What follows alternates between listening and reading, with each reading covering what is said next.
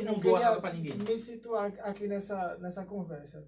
Esse avivamento, ele se passa também com, assim também, ele está sendo travado, de certa forma, como você está falando, pelo envolvimento da igreja com as coisas do mundo, como a política, como o egoísmo, como a vaidade, como algumas doutrinas também que são feitas para, no caso, para prestar esclarecimento à sociedade, é isso.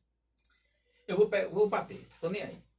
Vamos lá. Um dos maiores problemas hoje, meus irmãos, não fiquem com raiva de mim, não virem a cara para mim.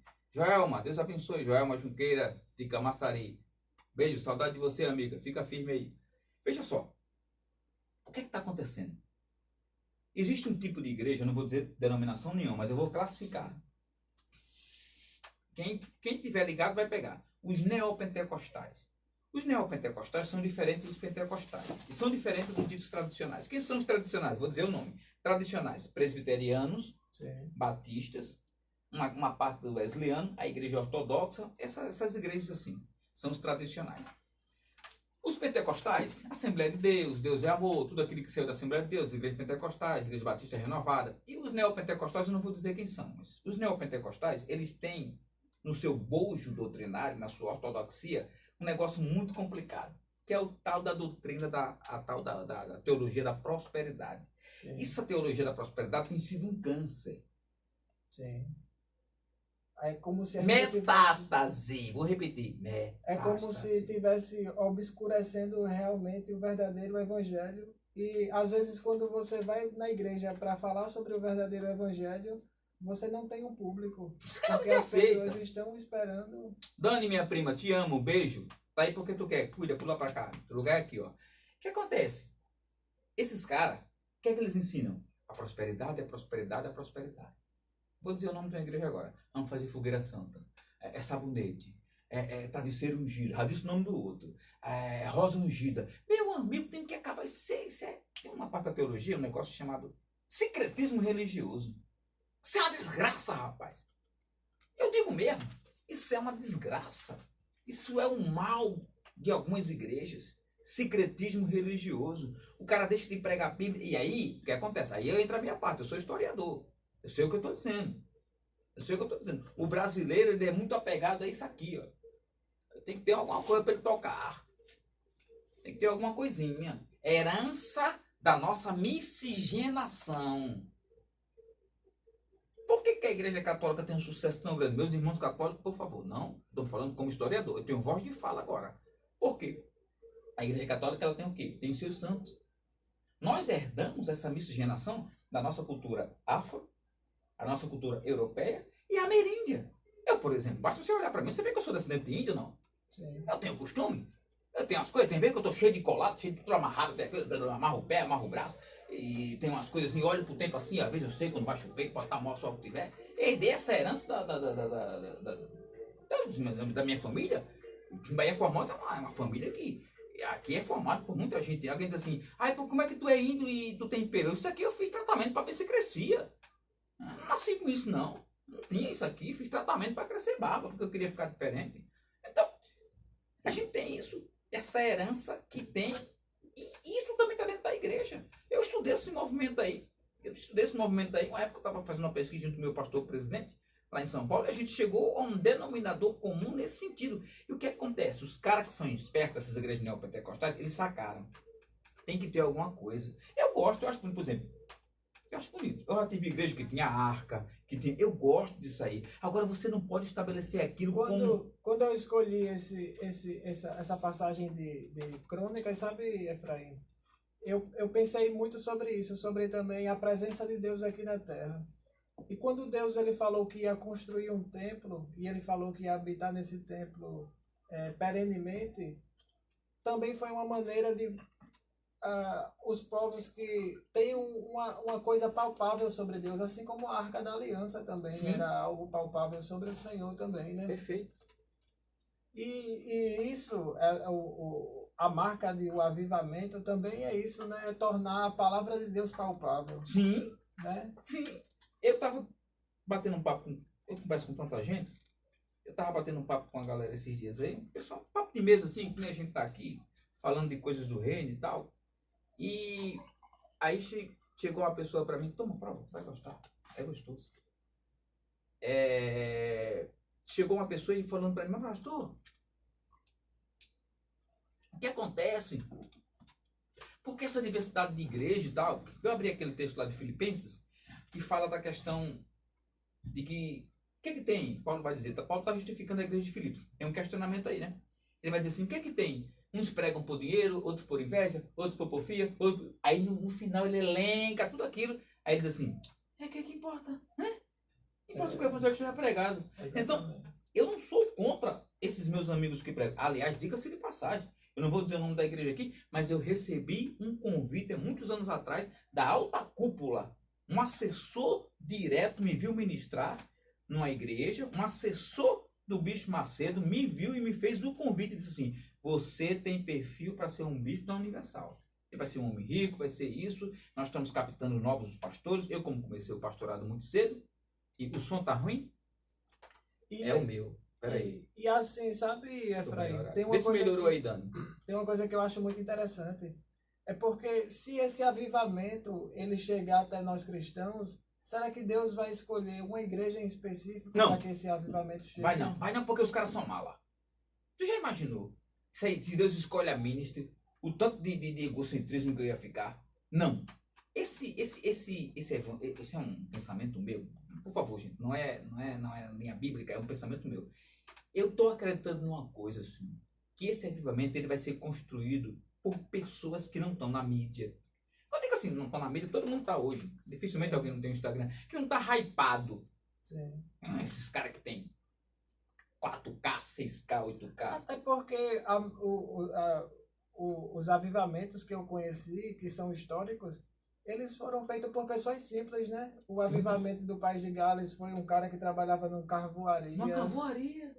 Aqui nos Estados Unidos foi um filho de escravo. Filho né? de Na escravo. rua Então, Susa. então, nós estamos assim nessa coisa assim. E aí, eu tenho uma canção, não sei se vocês já ouviram, uma canção que diz mais ou menos assim: por ele eu vou gastar a minha vida, todos os meus Sim. dias. Aquela canção é muito louca, cara.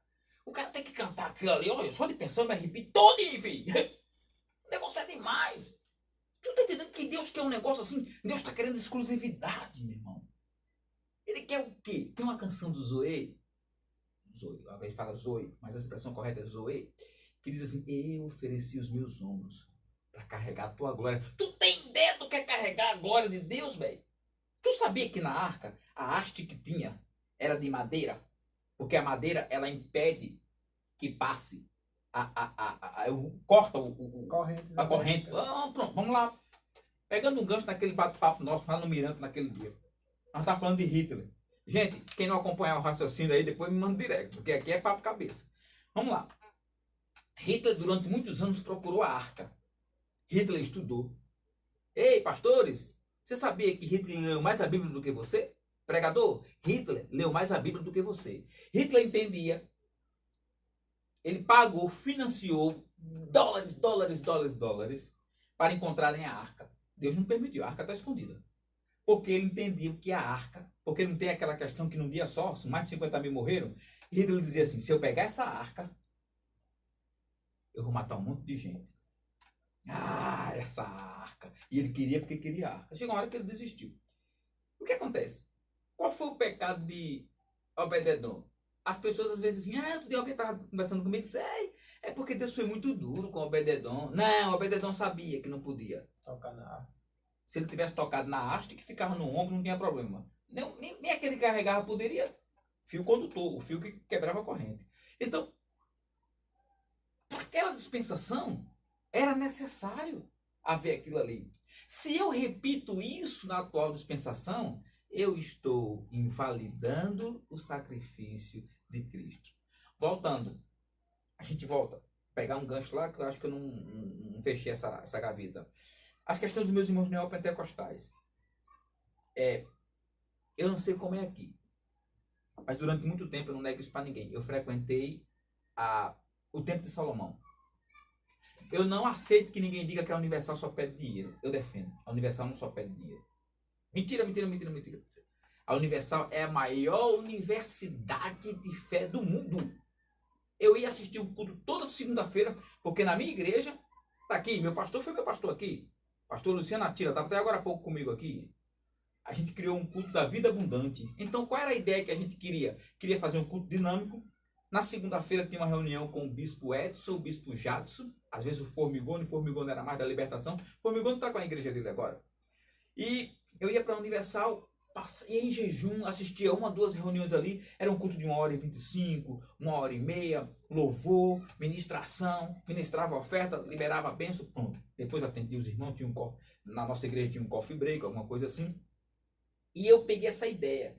Vamos fazer esse culto? Gente, a nossa igreja era em São Paulo. Até hoje, a igreja está lá. Na Rua General Porfírio da Paz, me fugiu o número agora. Vinha gente de Sorocaba, do interior de São Paulo, para participar desse culto. Sim. Nós focávamos a questão da vida financeira, mas atrelávamos. Não era impossível que você não ia conquistar nada se você não obedecesse à Bíblia. Não era o que o pastor falava. É interessante, sabe, tocando nesse assunto, tanto sobre a vida financeira, sobre a construção de um novo avivamento aqui na nossa, principalmente no Brasil, porque existia um grupo que, inclusive, esse grupo ele influenciou todos os grupos que vieram depois dele, que foi os moravianos. Né? Moravianos, E esse grupo, os moravianos, eles fugiram da guerra e muitos largaram seu dinheiro, né? Exato. Assim, seus patrimônios. E eles foram viver no campo. Mas quando eles chegaram lá, todos eles eram cristãos, mas de denominações diferentes. Sim.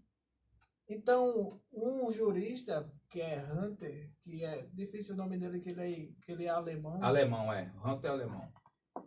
E ele deu uma ideia para todos os que estavam vivendo em comunidade. Ele deu a ideia de não falar de coisas que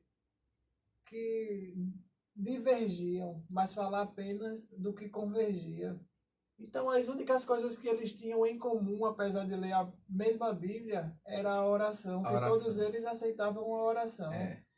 E eles começaram a orar todos os dias, 1 hora por dia. Verdade. E passaram 100 anos orando. 100 anos orando. 100 anos orando. Eu acho que da história contemporânea é o maior relato de um grupo que... E foi o maior avivamento que houve, porque todos os outros avivamentos que vieram depois, vieram por causa de John Wesley. John Wesley. Veio depois dele. John Hus. Hus é anterior. É anterior. Hus é anterior. John Wesley depois. Spurgeon é depois. Spurgeon é depois. Charles Finney. Sim. Wycliffe. John Wycliffe. John Wycliffe é fantástico. Sim, não tem como ler John Wycliffe. Eu sou spurgiano. Sim. Deixa eu abrir um parênteses aqui. Doideiro isso aqui. Vamos lá. É assim, como eu comecei muito cedo, o que aconteceu? Eu não tinha meu pai. A maior figura teológica para mim, o cara que me fez assim, eu amo, pai, te amo, viu? Sei que o senhor vai assistir depois, estou vindo agora com manhã. Te amo demais. Meu pai é o cara que me curtiu. Eu, até às vezes, cara, me emociono, cara. Porque meu pai foi o cara que foi responsável por me fazer amar a mensagem da cruz, cara. Ele dizia umas coisas pra mim assim, muito doido, sabe? Ele dizia assim, Efraim, você tem que todo dia sentir a presença de Deus. Se você parar de sentir a presença de Deus, alguma coisa está errada. Tem dia que Deus vai se manifestar com você de um jeito, que o seu corpo vai sentir de um jeito. Tem dia que você vai orar, não vai sentir nada. Mas daqui a pouco você vai sentir que você está com Ele. Meu pai foi responsável por isso. Meu pai tinha uma frase muito doida que ele dizia assim, considere-se maldito, perdido. Maldito não, considere perdido o dia que você não lê a Bíblia. Então eu dizia, pô, meu dia não está perdido. Às vezes eu lembrava assim, 23 horas e 50 minutos, isso acontece até hoje. Oh meu Deus do céu, eu não li a Bíblia, eu paro o que eu estou fazendo. Se eu tiver uma ligação, eu desligo. Pode estar conversando com quem tiver, pode ser. Eu posso estar reunindo um negócio, o que eu tiver, eu paro, porque eu não posso ter meu dia perdido. Isso meu pai me ensinou na infância. Então assim, eu quando fui para São Paulo, eu não tinha ninguém para me ensinar. E as pessoas